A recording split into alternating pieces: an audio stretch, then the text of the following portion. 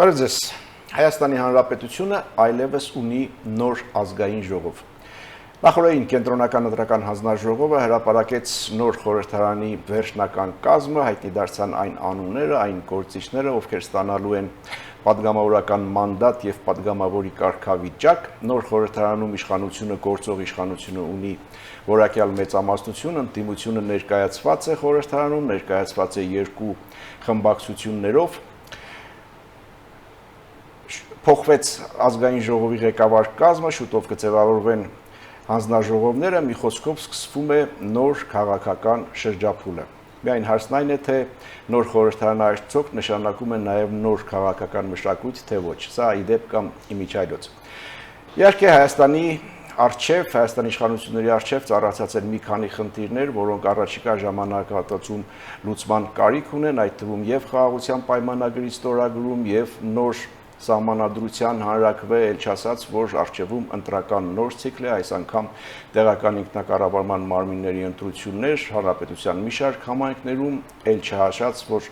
մտադրություն կա Գյումրիում արտահերթ ընտրություններ անցկացնել, իսկ 2028-ին արդեն տեղի ունենալու Երևանի ավագանու ընտրությունները։ Այս հարցերի մասին ենք զրուցելու առաջիկա 30 րոպեների ընթացքում, սա ազատ զրույցն է Free News-ի եթերում, որտեղ համադրվում են փաստերը, կարծիքները, գնահատականները եւ կանխատեսումները։ Զրուցակիցս ազգային ժողովի քաղաքացիական պայմանագիր խմբակցության պատգամավոր Թագուհի Ղազարյանն է։ Բարև ձեզ։ Բարև ձեզ։ Եվ այսպես նոր խորհրդարան։ Կարծում եք այս խորհրդարանը հանրային տրամադրությունների, հասարակության քաղաքական համակրանքների եւ հակակրանքների ճշգրիտ հայելին է, թե ծռություն կա որոշակիորեն։ Շնորհակալություն հրավերի համար, նախ շնորհավորում եմ բոլորիս ընտրությունների անցկացման եւ խորհրդարան ձևավորման կապակցությամբ։ Պատգամավոր դառնալու եւ ձեր ուժին որակյալ մեծամասնություն ունենալու համար։ Շատ ուրախ եմ, որ տեղի ունեցան եւ ընտրությունները շատ մեծ համապետական, նույնիսկ մի քանի տարի տևող գործընթաց էր, որին ներգրաված էր Հայաստանի ամբողջ ժողովուրդը եւ Հայաստանի ժողովուրդը որոշել է, թե ով լինի Հայաստանի իշխանություն, ով լինի ընդդիմություն եւ ճշգրտորեն արտասովված է դա խորհրդարանի կազմում։ Ենթադրում եմ, որ այս անգամ ավելի ներկայացուցչական է, որովհետեւ առնվազն ավելի խտացված էին քաղաքացիների տոկոսային համամասնությունը առաջին, երկրորդ, երրորդ տեղերի ձայների միջև, ի տարբերություն նախորդ անգամվա, որտեղ ավելի ցրված էր, հաջորդ տեղերի ձայների միջև, այսինքն զուտ մաթեմատիկորեն ակնհայտորեն ավելի ներկայացուցչական է եւ Հայաստանի ժողովուրդը որոշել է, որ քաղաքացիական պայմանագիրը լինի միասնական իշխանություն, կառավարություն կազմի եւ Հայաստանի ժողովուրդը որոշել է, որ ուժեղ Հայաստան կուսակցությունը եւ Հայաստան կուսակցությունների դաշինքը լինեն Հայաստանում ընդդիմություն, այն որ ընտրությունները Մահակայի մասով որոշել է, որ ինքը խորհրդարանում անցնող ուժ չէ, ինչպես մնացած 14 ուժերը, եթե չեմ սխալվում, կարող է դեպքում տարբերություն լինի, ինչպես օրինակ միասնության թևերի մասով է որոշել, որ ինքը ունի բավականաչափ Հայաստանի ժողովուրդը որոշել է, որ ինքը ունի բավականաչափ ներուժ քաղաքական, որպեսզի ստանա Հայաստանի Հանրապետություն, Հայաստան քաղաքացիների հարկերից ֆինանսավորում, բայց չլինի խորհրդարանում, ինչպես շնորհապետական կուսակցության դեպքում նույն որոշումն է կայացրել եւ իսկ ավելի փոքր ուժերի դեպքում արդեն ակնհայտորեն որոշում է կայացրել, որ իրանք քաղաքական դաշտում շատ տեսանելի դերակատարներ չպիտի լինեն եւ ես տեսնում եմ, որ Հայաստան քաղաքական դաշտը հաշտ է այս որոշման հետ այն առումով, որ ակնհայտորեն այդ բանը այդ խոսակցությունները երկար տևեցին, հա, ինչ փողոցում մարդ չկա, ինչու փողոցում մարդ կա եւ այլն, այն որ Հայաստանի ժողովուրդը գիտի, Հայաստան բոլոր քաղաքացիները գիտեն, որ ինչքան քվեաթերթիկ ինչ տեսքով մտել է քվեատուփեր, այդ նույն քվեաթերթիկները նույն տեսքով դուրս են եկել քվեատուփերից, դա է պատճառը, որ Հայաստանում խաղաղ քաղաքական արձակուրդ է, քաղաքական ամառ է։ Բայց հարցեր առաջանում են, ասում են ընտրությունների ժամանակ բոլոր կուսակցությունները, բոլոր կոժանցում են ժողովուրդ ձեր յուրաքանչյուր քվեն կարևոր է, հետո պարզվեց 3 տեղամասերի քվե առանձնապես այդքան էլ կարևոր չէ։ Դե ես հույս ունեմ, որ Սահմանադրական դատարանի 193 էջանոց որոշում գոնե որոշ մարդիկ կարդացել են, Սահմանադրական դատարանի որոշումը կարծիքով շատ ռացիոնալ է, որովհետև ինքը ասում է, որ ես չեմ մտնելու այդ 16000 հանձնաժողովականների գործառույթների մեջ չեմ մտնել վարչական, քրեական դատարանների գործառույթների մեջ եւ ես վերահաստատում եմ, որ քվեաթերթիկները ինչպես մտային, այնպես դուրս են եկել եւ ընդհանրակարգային հարցերին ոնց որ իմ գործը չէ էլի ընդհանրակարգային հարցերին անդրադառնալը ճշգրիտ է այն իրավիճակը, որ Հայաստանում ժողովուրդը որոշել է այս իշխանությունը եւ որոշել է այն ընդդիմությունը, նույնիսկ այդ հակակոռուպցիոնի հաղորդագրությունների մասով գիտեք ինչ որ բողոքներ նաեւ դրանց էին վերաբերում, ինքը ասում է ես չեմ մտնելու դատավորների այն մնացած դատարանների դատավորների որոշումների մեջ եւ չեմ որոշելու արդյոք ընտրակաշառք եղել է թե չի եղել կամ արդյոք չգիտեմ ծրարը թափանցիկ էր թե ոչ, քանի որ հանձնաժողովականներ 16000 հանձնաժողովականներից օրինակ եթե 1000-ը գրած լինեին, որ քվեատուփը տարել են, տեղը ուրիշ բան են բերել, չգիտենք հիմա այս իրական քվեատուփն է թե ոչ, կարող է սահմանադրական դատարանը այդ տրամաբանությամբ որոշում կայացնել, ասել ոնց որ ընտրությունների պատկերը չի երևում, եկեք նորից քվեարկություն անենք, ընդ որում շատ հատկանշական է, որ բոլոր կուսակցությունները, որոնք դիմել էին սահմանադրական դատարանների առյալ ԲՀԿ-ն, ակնկալում էին ամբողջ համապետական վերաքվեարկություն եւ ճիշտ է ելույթների ժամանակ կարող է տպավորություն լիներ, թե 3 տեղամասերին է վճարկում, բայց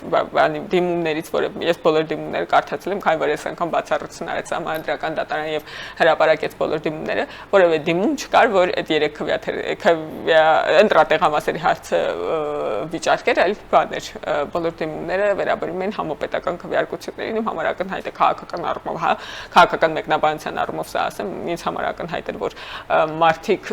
կուսակցություններ հակված չեն լրջորեն վիճարկել, այդ պարզապես process էր, որի միջով անցան աշխատավարձեր ստացան իրավաբանները եւ բարով վայելեն այս արձակուրդներին իրենց աշխատավարձերը։ Դա անցած փուլ էր, հիմա կանք արդեն նոր խորհրդարան եւ սկսենք իշխանությունից խորհրդարանում ղեկավար կազմ փոխվեց, ինչու՞, սա սովորական փոխատեղություն է, քաղաքական հաշվարկ է, թե կառավարման նոր որակ է, ինչ է։ Քաղաքացիական պայմանագիր կուսակցության մշակույթը պաշտոնների նշանակման հատկապես խորհրդարանում հայտնի է, մենք երրորդ անգամ ենք այս ցիկլով անցնում, որևէ բան դրանում չի փոխվել, քաղաքացիական պայմանագիր կուսակցության վարչությունը ընտրվում է 1000 պատվիրակներից, 6000 կուսակցականներից 1000-ը պատվիրակներ են այն խորհրդներում իրենց դերերի բերումով եւ 1000 պատվիրակներից ձևավոր պատվիրակված վարչությունը 20 հոգանոց վարչություն որոշում է փակ գաղտնի քվեարկությամբ, թե ովքեր լինեն պաշտոնյաներ, ներառյալ ազգային ժողովի նախագահ եւ փոխնախագահներ, սա վարչության որոշումն է, իմ ընտրած վարչության որոշումն է, հետեւաբար նույնիսկ եթե ես ուրիշ որոշում կկայացնեի, ես գիտեմ, որ իրանք ներկայացնում են մեզ բոլորիս, այսինքն նույն տրամաբանությամբ խորհրդարանն է որոշում ներկայացնում, հետեւաբար իրանք որոշումը լեգիտիմ է եւ կռահումներ անել, թե որ մարդը այդ պահին ինչ մոտիվացիայով որոշումը կայացրել այս կամ այն դերակատարին քվեարկել, անշնորհակալ գործ կլինի, պետք է ընդունենք փաստը, որ այս գումարման խորհրդարանի համար այդպիսի որոշում է կայացրել եւ աշխատենք այս շարունակենք աշխատել այն մարդկանց հետ, այսինքն ազգային ժողովի նախագահի փոխնախագահների խմբակցության ղեկավարի, որոնց արդեն ընտրել է եւ ապագայում հանձնաժողովի արդեն ժողովներում են նոր դերակատարներ։ Հաջորդ շաբաթ կարծեմ կսկսի այդ քվեարկությունների փուլը եւ բնականաբար նույն տրամաբանությունը կա ոնց որ ընդունելու իգիտություն վարչության որոշումները հանձնաժողովների նախագահների կամ փոխնախագահների, այստեղ մի քիչ ներբույցություն կա, որովհետև Դոնթի բանաձևով համապատրաստից չպայմանավորված որոշելու են խմբակցությունները, թե իրանք որ հանձնաժողովներն են ուզում, հետևաբար հնարավոր է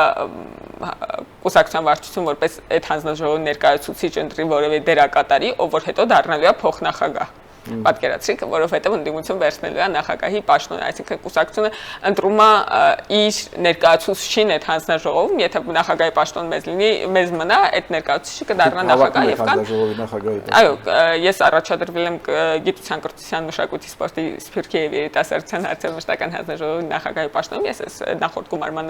նախագահի տեղակալ եմ աշխատել եւ կարծում եմ փորձառությունը արժեքավոր կլինի, ես այլ 3 գործընկերների հետ եմ առաջադրված եւ բոլորիս հաջողություն եմ մաղթել եւ մաղթում։ Փոփոխությունները ոչ միայն ազգային ժողովի ղեկավար կազմում են, այլև ավելի լայն են, նախ կազմը ինչքանով է փոխվել ազգային ժողովում ձեր падգամավորների եւ ինչպես եք նայում, որ գործադիրից էլ մարդիկ գալիս են ազգային ժողով, ասենք վարչապետի աշխատակազմի ղեկավար, տեղակալի։ Շատ ուրախ եմ, որ գործադիրի փորձառությամբ մարդիկ գալիս են ազգային ժողով նախորդ խորհրդարանում, նախորդ գումարման խորհրդարանի մեկնարկին մենք ունեինք առնվազն այս պահին մտաբերում եմ երկու նախարար, ովքեր նախարար էին աշխատել, հետո եկան խորհրդարան Տիկին Զարուհի Բաթոյանը եւ պարոն Արսեն Թորոսյանը, ովքեր շատ որակյալ փորձառություն են իրենց հետ բերել, որովհետեւ մենք խորհրդարանականները շատ բան կարող ենք ագրեսիվ ակնկալիքներ ունենալ, հա, բանից կառավարությունից, բայց այդ գործադիրի աշխատանք կատարած մարդիկ ավելի կառուցողական դաշտ բերելու ֆունկցիա են իրենց վրա վերցրել եւ ես հույս ունեմ, որ նաեւ հաջորդ գումարման խորհրդարանում այդ մարդիկ, ովքեր գալիս են գործադիրից, այդ աշխատանքը խորհրդարանի հետ կանեն, իրենց փորձառությամբ, հեղինակությամբ կփորձեն դրականացնել խորհրդարանի վրա։ Գործող խորհրդարանի քաղաքացիական պայմանագիր կուսակցություն խմբակցության կազմից 36 պատգամավոր կշարունակի լինել հաջորդ խորհրդարանում, այսինքն շուրջ 40% կազմի թարմացվում է, բայց թարմացվում է բնականաբար նաև մեր թիմակիցներով, ինչպես ասացիք, օրինակ պարոն Հարությունյանով եւ կամ մնացած գործընկերներով, ովքեր կարող են գալ գործադիրից կամ նախկինում եղած լինել գործադիրում կամ մարզպետարաններից եւ այլն, այսինքն մեր թիմակիցներով է թարմացվում, բայց էականորեն փոփոխություն է լինելու եւ ես հույս ունեմ, որ այն գործընկերները, ովքեր իրենց գործադիրի փորձառությամբ են գալու, շատ ավելի օգտակար կլինեն, որտեղ մենք մեզանից ոմանք 8 տարի շարունակ միայն խորհրդարանական փորձառություն են ունեցել։ Ես շատ կուզենայի իհարկե մնացած գործընկերները, ովքեր այս պահին քաղաքական դադար են վերցրել, իրանք էլ մնացած լինեին իրենց փորձառությամբ խմբակցությունում, բայց կան դեպքեր, երբ որ մարդիկ այդ անհատական ուրիշ որոշումներ են կայացրել։ Ձեր թիմում էլ եղան ինքնապատասխան դեպքեր, մեկը ասենք քաղաքական դադարի, մեկը երկուսը չգիտեմ, բայց հիմնականում այլ աշխատանքի գործադիր գնալու պատճառով, բայց ինքնապատասխանների մի շքերթ էր կարծես ընդդիմության շարքերում ուժեղ Հայաստանի, սրան ինչպես եք վերաբերում, ինչպես եք բացատրում, սա նախապես մշակված տակտիկական գաղտնի պլանի մասն է, թե ինչ է։ Ինչպես հայտնի է գաղտնի պլանի մասն է, գաղտնի պլանի ոնց որ հաջորդ փուլ ենք թեվակողել։ Ես անշնորհակալ գործ եմ համարում մեկնաբանել, գուշակել, կռահել, ինչ մոտիվացիաներով են եղել։ Ես ուշադրություն կհրավիրեի նրա վրա, որ երկու փուլով եղան ինքնաբացակները, մի փուլ փաթեթային փուլներ, 100 հոգի միանգամից, հետո անհատական որոշումների փուլը եղավ, առանձին մարդիկ, ովքեր բարձր հորիզոնականներում էին, ոնց որ առաջատար դեմքերն էին ներկայացում են կուսակցության քաղաքական ծրագիրը եւ գաղափարները, իրանք ինքնաբացարկ հայտնեցին, այսինքն կան այնտեղ անհատներ, ովքեր իրավունք ունեն անհատական որոշում կայացնել եւ կան բան, բայց իրավ կոլեկտիվի վերաբերյալ որոշում կայացնողների, տենց ինչ որ բաներ կան էլի, որը պետքա դեռ բան անել, հետազոտել։ Այս հարցերը պետքա առնվազն տալ։ Ես տեսա վերջին ինքնաբացարկի հետ կապված Տիկին Մելոյանի գրառումը, որ ինքը գնում է կուսակցությունը ամրացնի, ինստիտուտների թափանցիկության վրա աշխատի, ընտրական համակարգերի բարելավման վրա, լավարկման վրա աշխատի, եւ ես կարծում եի մինչեւ այդ գրառումը կարդալը, որ այդ բաները անելու լավագույն տեղը ազգային ժողովն է, որովհետեւ մենք բոլորս կարծես թե գնում ենք ազգային ժողով հենց այդպիսի բաներ անելու համար, շատ տարօրինակ է, որ ազգային ժողովից դուրս փաստորեն ավելի հեշտ, ավելի լավ կանեն, որտեղ մի բան է իհարկե, ասենք, չգիտեմ, մարզպետի համար ընտրական գործընթացների, չգիտեմ, կառավարության թափանցիկության դաշտ բերելու վրա աշխատել, մեկ այլ բան է պատգամավորի համար, պատգամավորի հիմնական գործը հենց դա է։ Շատ տարօրինակ է, որ պատգամավորի հիմնական գործը որոշել էր զբաղվել խորհրդարանից դուրս։ Ընդդիմությունը արդեն ծանոթ է կա եւ նրանց գործունեությունից քաղաքական, հասարակական եւ այլն կան դեմքեր, որոնց հետ շատ հաճույքով կաշխատեք խորհրդարանում եւ կան դեմքեր արդյոք, որ չէի կուզենա, որ լիներ խորհրդարանում։ Ես գիտեմ, որ իմ գործընկերներից շատերը շատ կոնկրետ թիրախավորված արձագանքներ կտային սրա վերաբերյալ, բայց ինձ համար ամենակարևոր բանը այն է, որ ժողովուրդը ընտրել է, ընտրել է իրենց։ Մենք կարող ենք իրար համար տհաճ լինել, բայց մենք պետք է իմանանք, որ մենք ներկայացնում ենք ժողովրդին, ամբողջ ժողովրդի մանդատը մի մանդատ է, այսինքն միասնական ժողովրդի մանդատ է, եւ մենք բոլորս ներկայացնում ենք ամբողջ ժողովրդին։ Ժողովուրդը միասնական որոշել է, որ պայմանական թագուհիղածերն լինելու է իշխանության ներկայացուցիչ, Նարեկ Կարապետյանը լինելու է ընդդիմության ներկայացուցիչ եւ սրա հետ պետքա հաշվի նստել։ Ես չեմ ուզում անհատապես բանավեճերի ժամանակ իհարկե մենք իրար ինչքան պետք է անհատապես կթիրախավորենք մեր քաղաքական խոսքը իրար նկատմամբ ոնց որ հակահարվածներով, հակահարցակումներով հարվածներ կտանք եւ կստանանք, բայց ես կարծում եմ, որ պետքա այս փուլի համար խորհրդարան ձևավորման մանավանդ այս պահին հա նորաձևավորվել, ընդունել գիտություն, որ սա է Հայաստանի ժողովրդի որոշումը եւ մենք այդ որոշման հետ ենք աշխատելու։ Ինչ է ասում ժողովուրդը ձեզ ինչպիսի ընդդիմություն է տվել։ Այնպիսի ընդդիմություն, ինչպիսին ժողովուրդը պատկերացրել է, այսինքն պետք է ես կարծում եմ հնարավոր է աշխատել, ես այդքան վատատես չեմ այն առումով արդյոք անհնարավոր աշխատել, հնարավոր է աշխատել, բայց իհարկե ընթացքից կախված ինչ-որ բաների դինամիկաներ կփոխվեն, որտեղ առաջին փուլում բանի հետ էլի Հայաստան դաշինքի հետ էր հնարավոր աշխատել, մենք միմյանց ընտրեցինք, չգիտեմ, Իշխան Սաղաթելյանին ընտրեցինք խորհրդարան փոխոսնակ, մի քանի հոգու հանրաժողովների նախագահներ, չգիտեմ, Արմեն Գևորգյանին ընտրեցինք, էլի ինչ-որ մարդկանց ընտրեցինք եւ այդ համագործակցությունը տեղի ունեցավ առաջին օրերին, բայց ընթացքում փոխվեց։ Պաշտոններն էր վերաբերում։ Չէ, երբ որ մենք միասնական քվեարկում ենք, օրինակ իրանց փոխոսնակի համար դա նշանակում է, որ մենք միասին աշխատում ենք։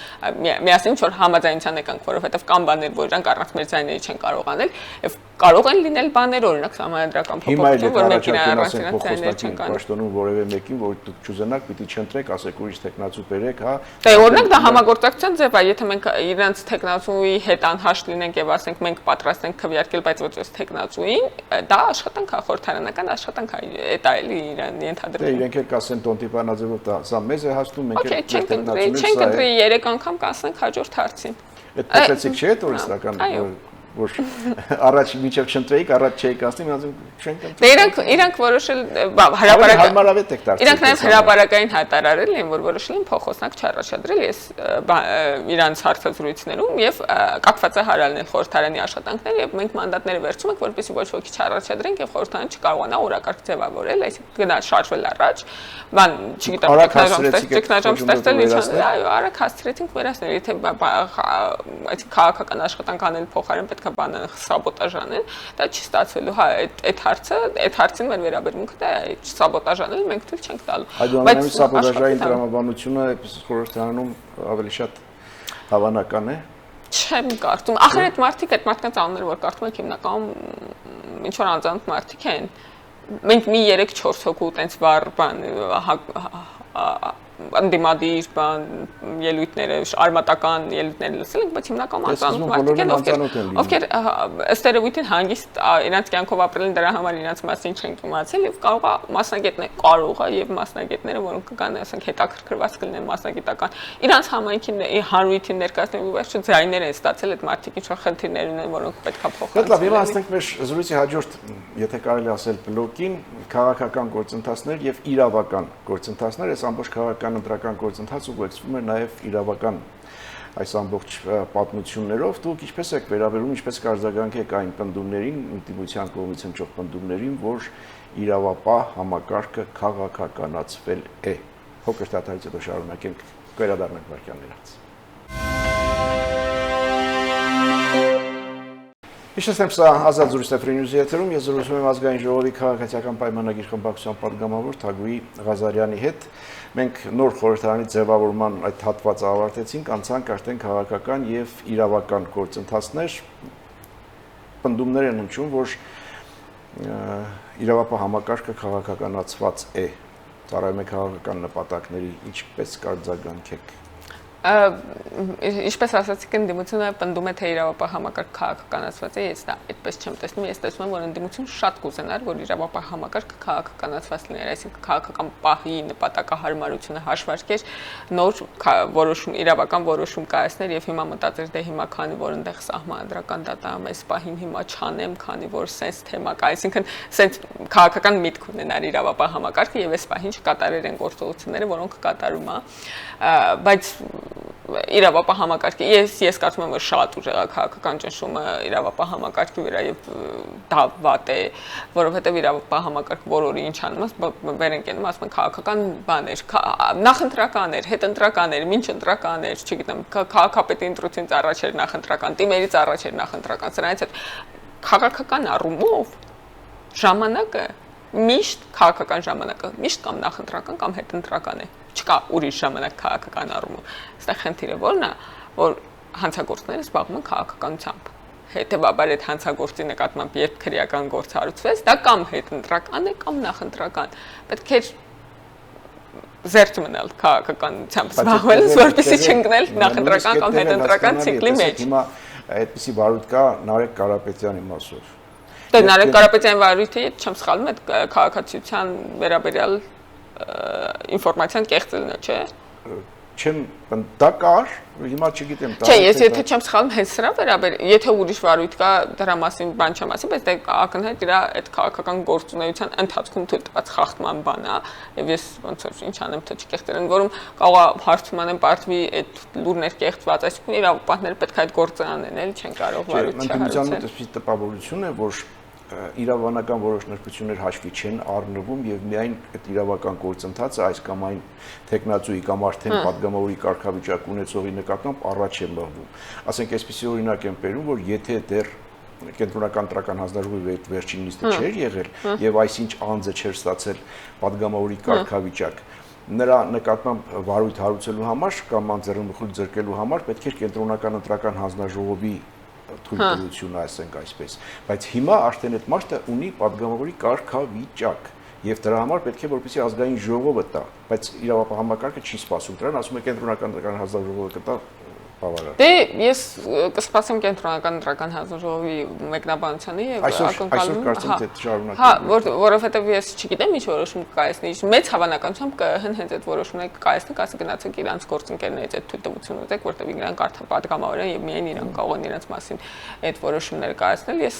ճիշտ ասած, քանի որ այդտեղ ինչա մի 1-2 շաբաթ մնացել, շատ հրատապ բան չկա, ես իրավապահների փոխարինել, իրանց փոխարեն չեմ, բայց կգայի խորհրդարան։ Առաջնորդի նկատմամբ այս ամբողջ պատմությունը էլի ինչի մասին է այդ պատմությունը։ Դա ասեցի այդ պատմությունը ինչի մասին է, այդ մարդը բարձրապես ոնց որ ստացվել է այնպես որ հանցագործ զբաղվում է քաղաքականությամբ, հետեւաբար երբ իրան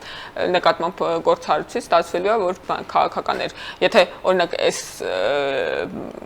կալանավորումը ձերբակալությունը լիներ ասենք մայիսի 6-ին դուք ինձ ինչ հարց կտայիք, չէիք ասի մեկուսացնում եք ձեր բանին հակառակորդներին, որտեվ չեք կարող իրանց այդ արդար քաղաքական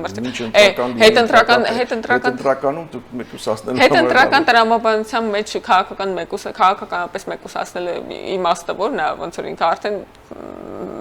վտանգ չի սպառնում, էլի արդեն ակնհայտ արդյունքները եւ բարձր թե ով է միանձնյալ կառավարություն ձևավորելու։ Ես այդ մեղադրանքի տրամաբանություն չեմ ընկալում, որ իրան հակադարձեմ, էլի, ինչի՞ են մեղադրում, որ ընտրություններից հետո խորհրդարան չանցած ինչ է Հայկ Մարությանին կամ չգիտեմ Գուրգեն Սիմոնյանին կամ Էդմոն Մարուկյանին, չէ՞ Էդմոն Մարուկյանն է վարչապետը բան արել, չէ՞ վարչական դատարան։ Նկատի ունեմ ինչի այն մյուսներին բան $21 միլիոն գողանալու մեջ չեն մեղադրում, ասենք ինչի Լևոն Զուրաբյան չի մեղադրում $21 միլիոն գողանալու մեջ, ընդ որում Ծառուկյանի ապօրինի գույքի բանը դիմումը 23 թվականին է մուտքագրված եղել 23-ին այդ բաներ երևի քաղաքապետարանի հետընտրական կամ նախընտրական օրերն էին, էլի, որտեղ ամենից հետընտրական կամ նախընտրական է։ Ապօրինի գույքի բռնականման այս գործընթացը երկարաժամկետ կտրվածքում ինչ ազդեցություն կունենա։ Դե պաշտոնյաները կփորձեն հնարավորինս պարկեշտ աշխատել, դա եղել նպատակը, որտեղ ինքը ապագային միտված օրենք է, ժամկետային չի։ Հիշում եք հեղափոխությունից հետո այդ բաներ կար պատում կամ առաջարկ, որ ժամկետային լինի, հա, անցյալին գնահատական տալու եւ անցյալի այդ ապօրինի ունեցվածքը վերադարձնելու պետության կամ վերաբաշխելով հանրության միջև այդ հարցին լուծում տրվի, մենք գնացինք երկարաժամկետ լուծման տրամաբանությամբ, որպեսզի այդ օրենք վերաբերվի ոչ միայն անցյալի, այլ նաև ապագայի պաշտոնյաներին, եւ ես կարծում եմ, որ դա շատ էական կանխարգելիչ նշանակություն կունենա, օրինակ շատ մարդիկ ովքեր կհասկանան, որ ոնց որ պաշտոնյան լինելով պետք է աշխատավարձով ապրես եւ ոչ մի հավելյալ արտոնություններ, ինչ որ գերբնական արտոնություններ չես ունենալ, դիմում կգրեն մանդատից կհրաժարվեն, որովհետեւ ինչներն է պետք թիրախավորվել եւ բարձր աշխատավարձ, պարգևաճարներ եւ այլն։ Դե ինչ են հրաժարվում մարդիկ այդ հարցը չծագում։ Հա, որովհետեւ այդ բանը արտոնի այն օրը մի հատ հարցազրույց էի նայում շատ հայտնի քաղաքական գործիչ Տիգրան Արձականյանը պատմում էր թե ինչա ինքը եղել պատգամավոր այն դեպքում երբ որ ինքը ոչ մի նիստի չի գնացել ասում են ինչ է էլի դարձել էլ եթե նիստերին չէր գնում, ասում եմ, որովհետև ձևը տենց էր բիզնեսմենները պետքա պատգամավոր լինեին, եթե ուզում են շարունակել բան բիզնեսով զբաղվել։ Հիմա ձևը տենց չի, մենք մեր համար մեր գործով ենք զբաղվում, այսինքն այդ մարդը բան չի էլի քաղաքականապես հետաքրքրված չի։ Հիմա ոնց որ եթե կան չէ մարդիկ, ովքեր առաջադրվել են ինչ-որ ցուցակներով իշխանություն լինելու ակնկալիքով, իշխանություն վերցնելու ակնկալիքով, ող իշխանություն վերցնեին ձևը նորից տենց լիներ, դրա համար էին իրանք առաջադրվել։ Իսկ երբ որ հասկացան, որ ձևը էլ տենց չի, սովորական աշխատավարձով, ինչպես դուք եք ասում, պարգևավճարով պետք է աշխատեն, եթե ձևը տենց չի, ավելի լավ է ինքնաբացարկրեն գնան, որտեղ ձևը տենց չի։ Լավ, Աշնանը գլխավոր ամենահիմնական ամենաբարդ քաղաքական թեման որն է լինելու։ Աշնանը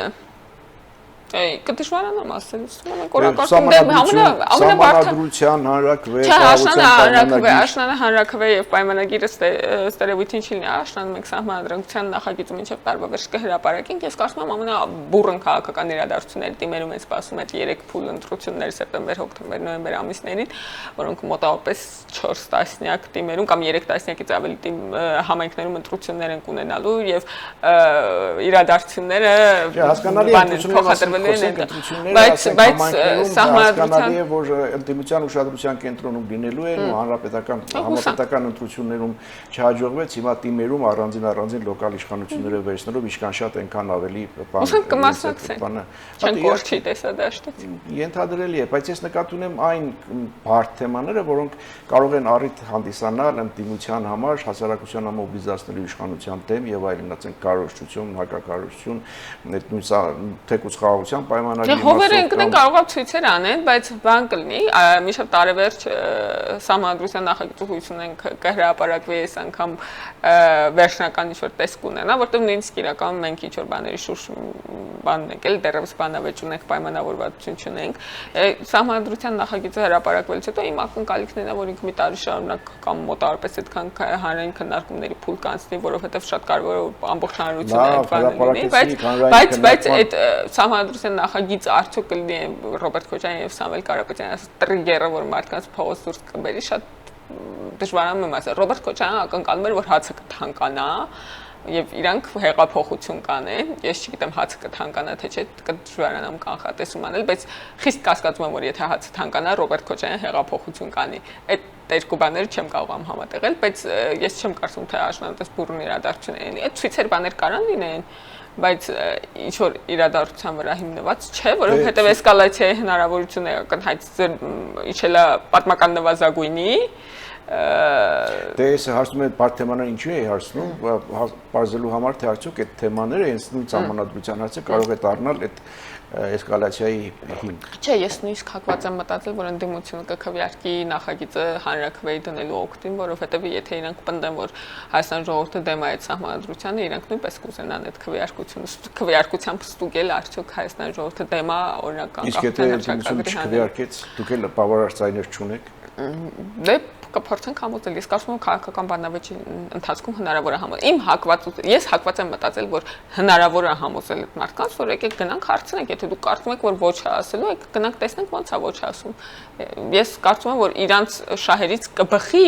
ցույց տալ, որ իրենք ավելի շատ համախոհ ունեն, օրինակ պատկերացրեք համադրության հանրակրվելինի մենք այո քարոզենք իրանք ոչ այո են կրի այդ նշանակում է որ մեր լեգիտիմությունն է հարցական տակ դրվում ինչի պետք է այդ հնարավորությունից իրանք զրկվեն հետեւաբար եթե իրանք այդքան համոզմունք ունենան իրանք պետք է որ համաձայնեն գնալ հանրակրվեի եթե չհամաձայնեն ուրեմն այդքան ուժեղ համոզմունք չունեն որ իրանք դիտակյունը դիտարկել ճիշտությունների հետ ինչ է տեղի ունենալու ինչ կանխատեսումներ ունեք Ռուսաստանի Դաշնության նախագահը դեռ չի շնորհավորել Ոչինչ, մենք իրանց աշնան կշնորհավորենք։ Իրենք չեն շնորհավորի դուք։ Դե չգիտեմ դրան ինչ արձագանք եմ, չի շնորհավորել, բայց կշարունակենք աշխատել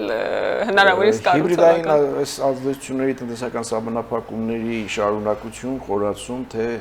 մեղմացում։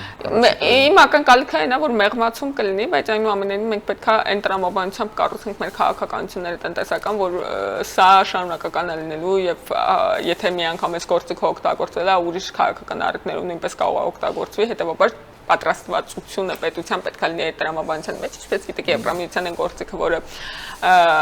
տրվեց Հայաստանին, իհարկե Հայաստանի տնտեսվարողները նույնպես պատրաստ պետք է լինեն, բայց ինքը ոչ թե տրված այն ժամկետով այդ գործիքից օգտվելու ժամկետը 2 տարին է, բայց ոչ թե այն տրամաբանությամբ, որ եթե ԵԱՏՄ-ն նորից բացի շուկան կամ Ռուսաստան նորից բացի շուկան մենք կսահմանափակենք, այլ հակառակը, անկախ նրանից դուք ԵԱՏՄ-ի հետ ինչ հարաբերություններ կունենաք, առաջիկա 2 տարին ազատ